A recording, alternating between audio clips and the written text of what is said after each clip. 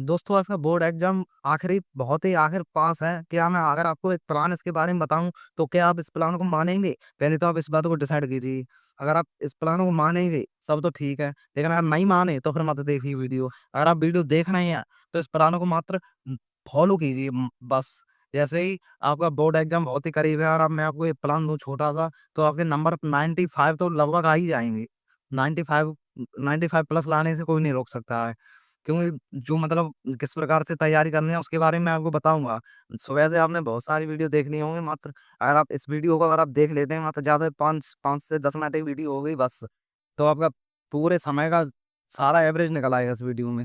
देखिए अगर आप जैसे ही अगर आप नए चै पहले तो आप अगर नए चैनल पर अगर नए हैं तो उसे लाइक और सब्सक्राइब कर दीजिए। अगर आप नए नहीं हैं तो उसे लाइक कर दीजिए। तो देखिए दोस्तों, मैं आपको एक प्लान बताऊँगा। देखिए, जैसे दिसंबर का महीने चल रहा है अभी, दिसंबर का लगभग हाँ, दिसंबर का ही चल रहा है। जनवरी आपके पास है और दिसंबर आपके पास है। फरवरी के भी कुछ महीने हैं। तो अगर मैं आपको एक छोटी सी अगर जानकारी बताऊँ, तो क्या आप उसको फॉलो करेंगे? अगर आप फॉलो करें पहले तो आप इस बात की डिसाइड कीजिए कि हाँ, मैं फॉलो करूँगा। तो पहले में तो ठीक है, मैं आपको बताता हूँ। तो देखिए दोस्तों, दिसंबर का महीना है, तो लगभग ढाई महीने आपके पास हैं। अगर आप चाहें तो पहले मेरा प्लान आप सोच लीजिए क्या है। देखिए, दिसंबर का महीने दिसंबर और जनवरी, अगर आप 15 जनवरी तक सभी सब्जेक्ट का मतलब बम शॉट देखकर, सारे सब्जेक्ट का बम शॉट देखकर उसे क्लियर कर लेते हैं उनके पाठ को, तो फिर और उनके क्वेश्चन ही मतलब साथ-साथ करते रहना क्लियर।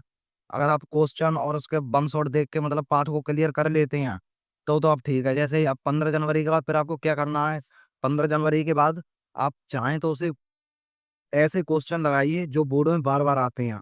न्यूमेरिकल आते हैं, क्वेश्चन आते हैं बहुत सारे, फिजिक्स, केमिस्ट्री, मैथ सब में आते हैं मतलब, यानी कि वो क्वेश्चन ज़्यादातर उठाइए जो बार-बार एग्ज़ाम में पूछे जा रहे हैं।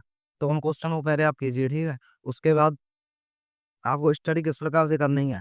देखिए, तो दोस्तों आपको स्टडी किस प्रकार से करनी है, देखिए मैं आपको बता रहा हूँ।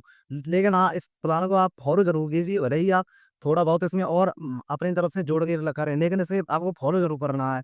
क्योंकि अच्छे-अच्छे जो टॉपर बनते हैं वो ज़रूरी नहीं है कि वो सभी सब्जेक्ट ऊपर लेते हैं, बिल्कुल घोर के पी देते हैं। नहीं, वो कुछ ट्रिक के साथ जाते हैं जिसके कारण उन्हें नंबर अच्छे आ जाते हैं। देखिए, तो मैंने आपको बता दिया 15 जनवरी के बाद आपको क्या करना, 15 जनवरी जनवरी से 15 जनवरी से आपको ऐसे-ऐसे क्वेश्चन सॉल्व करने हैं जो परीक्षा में बार-बार पूछे जा रहे हैं। तो पहले तो आपको 15 जनवरी तक सभी पाठों का बम शॉट देखना है। बम शॉट देख के उसके क्वेश्चन सॉल्व करने हैं, जो लोग क्वेश्चन आएँगे मतलब आपकी जो एनसीईआरटी में दिए हैं, केवल एनसीईआरटी के क्वेश्चन करना है, ज़्यादा एक्स्ट्रा नहीं करना है। एनसीईआरटी में जितने हैं वो तो कर ही लो बस। फिर उसके बाद वो क्वेश्चन कीजिए जो मतलब परीक्षा में बार-बार पूछे जा रहे हैं। तो इस प्रकार से अगर आपको तैयारी करनी है तो आपकी परीक्षा में 90 प्लस लाने से कोई नहीं रोक सकता है। तो तो अगर आपको स्टडी किस प्रकार से करनी है, अब मैं आपको स्टडी के बारे में बता रहा हूँ। देखिए, जैसे ही आप कॉलेज जाते हैं, स्कूल जाते हैं, स्कूल में जो टीचर पढ़ाएँ आपको, तो उसे आप ध्यान से पढ़िए। ध्यान से पढ़ के फिर आप जब छुट्टी में मतलब जब आपकी जो छुट्टी हो जाती है, उसके बाद आपको टाइम टेबल थोड़ा सेट कर लेना है, लगभग 10 से 11 बजे तक का। जिससे ही आप जब टाइम टेबल आप सेट कर लेंगे, तो आपको कौन-सा सब्जेक्ट किस समय में कब पढ़ना है, वो सब आपको डिटेल पता चल जाएगी आपको उसके बारे में। तो दोस्तों मैं आपको इस वीडियो में मैं बता तो इस तो दोस्तों जो इस वीडियो में आपको कुछ बोर्ड के बारे में जानकारी दे रहा हूँ, इसे आपको फॉलो ज़रूर करनी है। अब देखिए, जब आप पढ़ के आ जाते हैं तो ऐसे-ऐसे टॉपिक को ऐसे सबसे पहले आप मैथ को या फिर फिज़िक्स को, मतलब फिज़िक्स अगर आपको नहीं है तो साइंस तो है, साइंस पहले आप साइंस को रखिए या फिर जो मतलब जिस चीज़ में ज़्यादा इंटरेस्ट है, उसे पहले रखिए। फिर उस सब्जेक्ट को मतलब रख के और उसके बाद थोड़ा मतलब थोड़े उससे कम सब्जेक्ट वाला पढ़िए। जैसे अगर आपको कम सब्जेक्ट न जैसे मान लीजिए सोशल साइंस है। सोशल साइंस एक ऐसी मतलब वो है सब्जेक्ट जो एक तरीके से कहानी बनाकर बिल्कुल उसे वो पढ़ना है। कहानी बिल्कुल पूरा कहानी बना के तब आपको उसे पढ़ना है। तो सोशल साइंस हो गई आपकी, और साइंस है। साइंस में तो अगर आप 10th में हैं तो बहुत सारा अलग साइंस की, तो अगर आप चाहें तो उसे बहुत आसानी से 15 जनवरी तक क्लियर कर सकते हैं। तो साइंस हो गई, सोशल साइंस हो गई। रही बात हिंदी और इंग्लिश की, तो हिंदी, इंग्लिश तो ऐसे सब्जेक्ट हैं। इंग्लिश में अगर आप इंग्लिश में पहला पार्ट है लेंचो वाला, 10th में अगर आप हैं तो लेंचो वाला तो आप बिल्कुल ही क्लियर कर लीजिए उसे।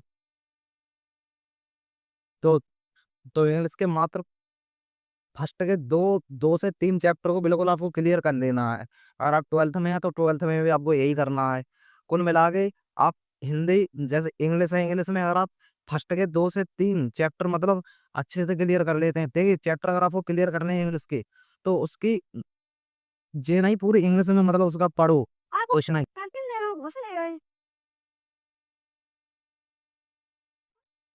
तो आपको अगर जैसे इंग्लिश में आपको पूरा पूरा पार्ट नहीं पढ़ना, जैसे यूट्यूब पर सर्च कर लेना मुझे ये चैप्टर पढ़ना है, वो मात्र 10 मिनट में वो आपको पढ़ा देंगे। पूरा चैप्टर का जो छोटी छोटी कार्टून जैसे वीडियो आती हैं वो आपको देख लेनी है। उसके बाद डायरेक्ट क्वेश्चन को सॉल्व करना है। क्वेश्चन को short answer type, long answer type. Long को आपको दो को याद नहीं करना है। आप उसको पहले देखिए वो किस प्रकार से बना है क्वेश्चन को, फिर उसका अभ्यास कीजिए। कम से कम 2 से 3 बार अभ्यास कीजिए उसे। एक तरीके से बिल्कुल देख लीजिए, ऐसा देख लीजिए जो आप वो भूले नहीं आप उसके बारे में। अगर आप 2 क्वेश्चन भी अगर आप लॉन्ग तैयार कर लेते हैं, तो कहीं न कहीं उसके बारे में कुछ ना कुछ जैसे समझ लो हर चीज़ से कोई क्वेश्चन आया तो आप उसे बना देंगे उसी में से। तो आपको इस प्रकार से जो इंग्लिश है वो आपको इस प्रकार से इंग्लिश आपकी तैयार हो जाएगी। और हिंदी की बात है तो हिंदी को आप फर्स्ट के हिंदी में ज़्यादातर पहले दे हिंदी में 2 आते हैं, अथवा में आते हैं और एक वो आता है मतलब एक पहला होता है, दूसरा अथवा में आता है। अथवा में तो दोनों मिला के कुल मिला के ऐसे वो आएँगे लगभग पहले या दूसरे के 2 हुए या गद्य-पद्य में या इसमें आएँगे मतलब। तो आपको हिंदी के स शुरू के हर चीज़ मतलब तो मतलब शुरू के हमको हर पहले 2 3-3 चैप्टर क्लियर पूरे तरीके से कर लेने हैं। फिर उसके बाद ऐसे क्वेश्चन देखिए जो आपको बोर्ड में आ रही हैं, बार-बार आ रही हैं। तो वो आपको ज़रूर से क्लियर कर लेने हैं।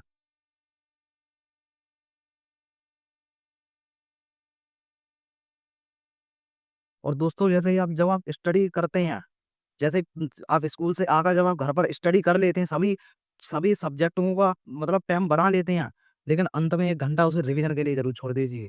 जब आप डेली जो सब्जेक्ट पढ़ते हैं, उसके बारे में मतलब सब चीज़ जानते हैं, लेकिन अंत में जब आप 1 घंटा उसे दोबारा मतलब रिवीजन के लिए छोड़ देते हैं, तो आप इससे आपकी बहुत ही अच्छी स्टडी हो जाती है। और अगर आप चाहें तो सुबह के मात्र अगर आप सुबह उठना नहीं चाहते हो, तो थोड़ी नहीं 1 घंटे पहले मतलब 5 बजे उठिए। आप ऐसी चीज़ को मतलब जो आपको याद याद नहीं होती है मतलब याद करने वाली चीज़ें आपको सुबह को 1 घंटे के अंदर मात्र रखिए। तो सुबह के लिए आपको वो याद करने के लिए बहुत ही अच्छी वो आपके लिए बहुत सुविधा देती हैं। तो सुबह के लिए आप 1 घंटे याद कीजिए जो स्टडी में जो मतलब क्वेश्चन होते हैं उन्हें। तो इस प्रकार से जो स्कूल जाते हैं आप, वहाँ पर उन्हीं चीज़ों पर रिवीजन कीजिए। जैसे अगर आप टीचर पढ़ाएँ तो टीचर की बातों को ध्यान से देखिए। फिर उसके बाद जो आपने कल पढ़ा है उसका रिवीजन कीजिए इस स्कूल में ही। तो आपकी जो स्टडी है वो बहुत ही कर्री होती चली जाएगी। और आपको हैंड राइटिंग बहुत ही अच्छा मतलब कर लेना आपका। अगर आपका हैंड राइटिंग अगर अच्छा है, तो टीचर यही देख लेगा कि हाँ, कॉपी एकदम अच्छी तो है कम से कम। तो आपको हैंड राइटिंग बहुत ही अच्छे से मतलब अच्छा कर लेना। हिंदी और इंग्लिश को किस प्रकार से देखते हैं, उसे आपको तैयार कर लेना हैंड राइटिंग अपना। तो इस वीडियो में दोस्तों तो इसी के साथ दोस्तों इस वीडियो को हम एंड करते हैं। अगर आपको वीडियो अच्छी लगी तो एक मात्र सब्सक्राइब और लाइक कर दें।